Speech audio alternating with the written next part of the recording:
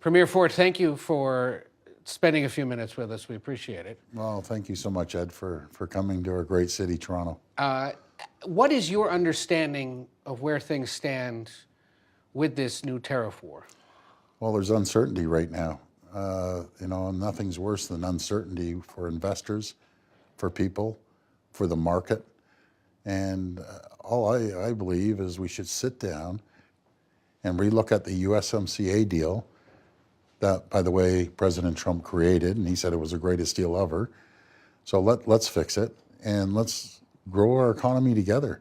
Let's build an AMCAN fortress, and two greatest countries in the world to be stronger and richer and wealthier and more prosperous. That's what we need to do. And they're two greatest friends, greatest allies. I always start every interview. I love the Americans. I've spent 20 years of my life in the US, in Chicago and New Jersey. And I know all Canadians love Americans. I know Americans love Canadians. I've talked to many people, governors, senators, congressmen and women, and even Republicans behind closed doors are telling me this is the craziest thing they've ever seen. And they don't know which is the next move for President Trump. The only person that knows is President Trump. Yeah.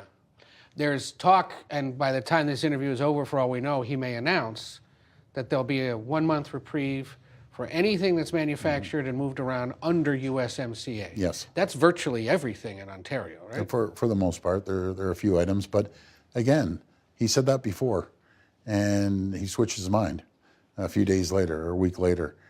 So once I touch a stove and I get burnt once, I don't touch that stove again. He needs to drop all tariffs. We need to sit down, all three countries, and work out the USMCA deal. And somehow all Mexican goods, for now at least, are exempt. So Mexico's getting out of this. Yes. Canada isn't. Why do you think what's he got against Canada? I'm not too sure. You'd have to ask President Trump this, but I'll tell you, we're the #1 customer. We buy more goods than anyone in the world, more than Mexico. We buy over 400% more cars off the U.S. than Mexico, 200% more than any other country in the world. We're two of the greatest nations in the world. Let's build. I always say when it comes to the auto sector, you can't unscramble an egg that's been around since 1960, the auto pack. Let's create a larger omelet. That's what we need to do. You had a conversation this week with the Commerce Secretary of the United States, Howard Lutnick. Yes. Our understanding is it got a little salty. Well, I don't call it salty. First of all, Secretary Lutnick is an extremely smart individual. And I just, asked him, you've seen the markets tumble. That's his area of expertise. We have to put an end to this. This is mass chaos right now around North America and actually around the world. Everyone's watching. The two closest friends and allies, have a trade war. It's unacceptable. So we need to get down to the brass tacks, sit down and start hammering out this deal. He asked you to basically call off all the retaliatory tariffs on the United States? To a certain degree. And you told him? No. And he didn't like that? Well, I can't really answer if he didn't like it. I'm sure he didn't. But, something, I feel we can make a deal with the president and Secretary Lutnick. And the thing that's ironic, we may disagree on many things with President Trump. There's no doubt this guy's a hard negotiator. He's obviously a smart business person, and so is Secretary Lutnick. But he underestimated the resilience and the strength of the Canadian people.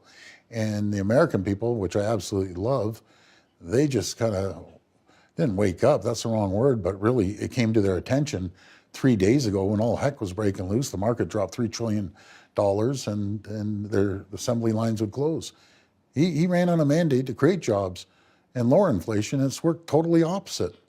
So he needs to straighten this out, and it's one person, that's President Trump. I heard you use the word war. You think this is a war? It's an economic war, and that he's declared on his closest friends. And for what reason? That's what we need to know. I have an idea what the reason is. He needs the $4.5 trillion for his tax cuts, and that's fine. But I believe you get more revenue by having a stronger economy, employing more people, more companies coming that will create strength and more dollars up to the coffers of Washington.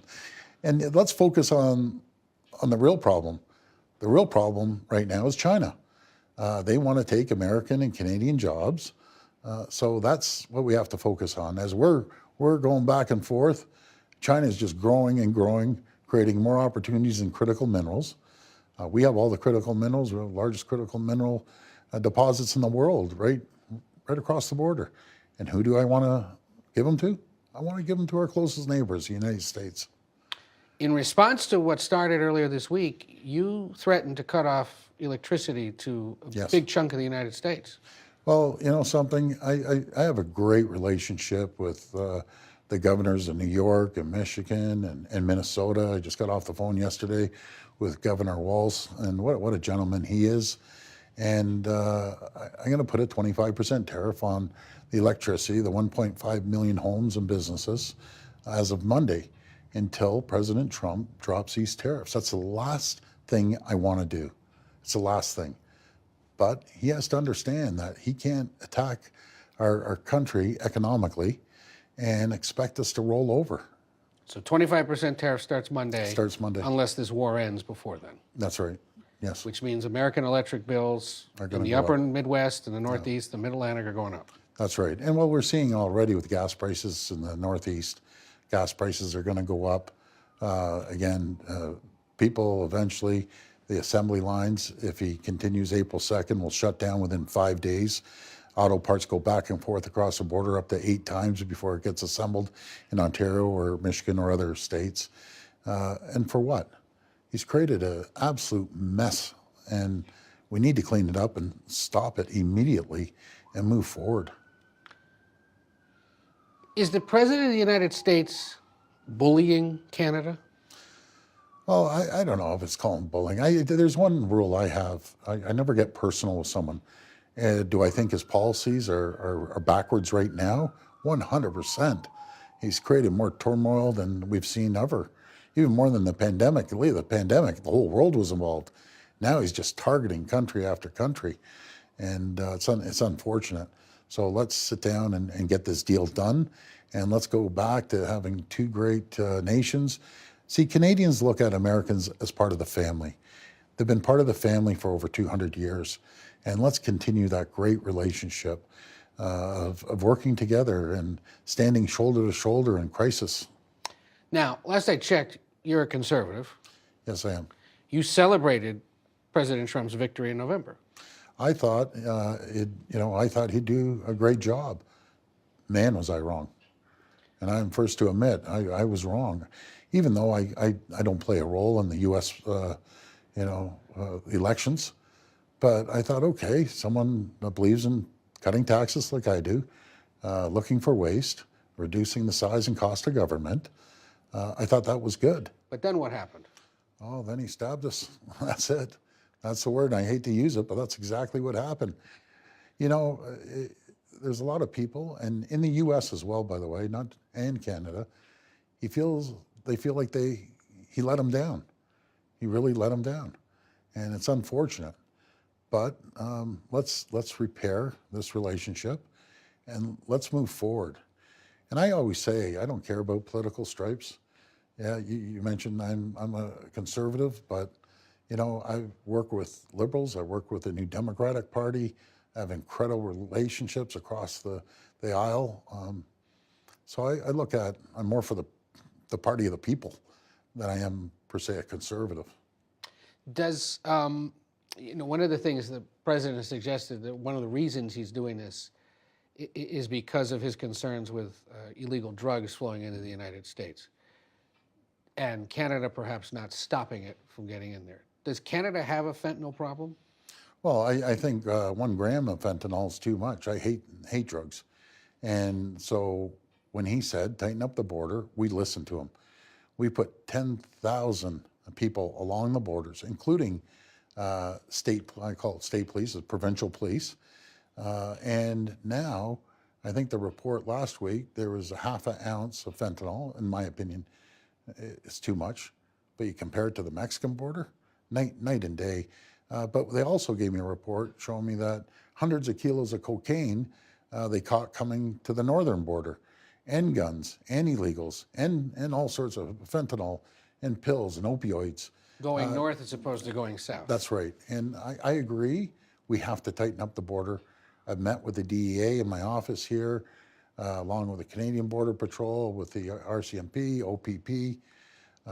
We've met with everyone, and I've asked them, let's work together, which we do, by the way, and let's tighten up the border, because 1 gram of any drug is unacceptable. So we've done that. But if I'm hearing you, you're saying cocaine, illegal guns, and fentanyl's going north. Maybe that the American border needs sealing. Yeah, well, I think we work together, and they do. The Canadian Border Patrol, U.S. Border Patrol, the federal government, federal police, RCMP, state police or provincial police, OPP, everyone's working together. We've sent teams down there to coordinate. So we've spent over $1.5 billion as a country. We're buying everything from helicopters to fixed wing aircraft to boats to boots on the ground. And our provincial police are doing the exact same thing. We call it Operation Deterrence, and it's working. But, you know, that aside, because we are getting a handle on that, let's focus on people's livelihoods. Let me have you level set with the American people, because the economies are so integrated, they may not realize what's coming from up here and heading south. What is it that Canada has that the U.S. can't get on its own? Well, I'll tell you, I wouldn't say it can't get on its own, but I'll tell you some of the major ones. I'd be here till tomorrow listing everything. But let's start from the west, British Columbia. They have critical minerals that no one has except them. And then Alberta ships 4.3 million barrels a day. That's over 1.2 billion barrels a year to support the U.S. economy. If the Prime Minister put a 25% tariff on top of his 10%, the cost of gas would go up over $1 a gallon. People lose their minds. And if you move over to Saskatchewan, uranium, they're the largest supplier of uranium in the world, next to Russia. And I don't know, well, maybe he might get it off Russia now. He's cozying up with Putin. But in saying that, the uranium goes over to Port Hope, Ontario here and gets refined. Then it goes to the U.S. to get enriched. Not for your weapons, but for your nuclear power. And then they have potash in Saskatchewan, 87% of potash. And people don't know potash is basically fertilizer. It all goes down to the U.S. farmers to help the farmers. You cut any of these 3 items off, it'd be a disaster. Then we come to Ontario. We have the largest deposit of nickel in the world, but it's high-grade nickel. China has cornered the market on nickel. You have 2 choices. You deal with China, that's cut the U.S. off on any critical mineral that they're going to use on their military or on their aerospace. So over 50%, actually, they gave me an update, probably 60% of high-grade nickel we ship down to the U.S. I spoke to the CEO of that company. I said, we're going to stockpile this. And then we have just the sheer economic power of Ontario. If we're a standalone country, we'd be the 3rd largest trading partner in the world, Ontario alone, to the U.S. We do over 500 billion Canadian in two-way trade, split equally down the center. We buy as many cars as we ship in, and the ones that we ship down, 50% of them are U.S. parts. And we have the largest critical mineral deposit in the entire world. So let's ship that down. Then you have Quebec, and I have a whole list of Ontario, but let's move to Quebec. Aluminum. The U.S. needs aluminum to keep manufacturing going. Yeah. Well, they only produce 16%. A massive chunk, over 67%, comes from Quebec. Steel as well, here in Ontario. Lumber across the country. He wants to put a tariff. Guess what? All the houses are going up in cost because he's putting a tariff on Canadian lumber. And Quebec sends electricity down to the U.S. British Columbia sends electricity. My good friends in Manitoba, they send electricity, and they have nickel as well. And also alcohol. In Ontario, we're the largest purchaser of alcohol in the world. We have something called the Liquor Control Board, the LCBO. They're the largest purchaser in the world. We buy off 35 states, 3,600 products.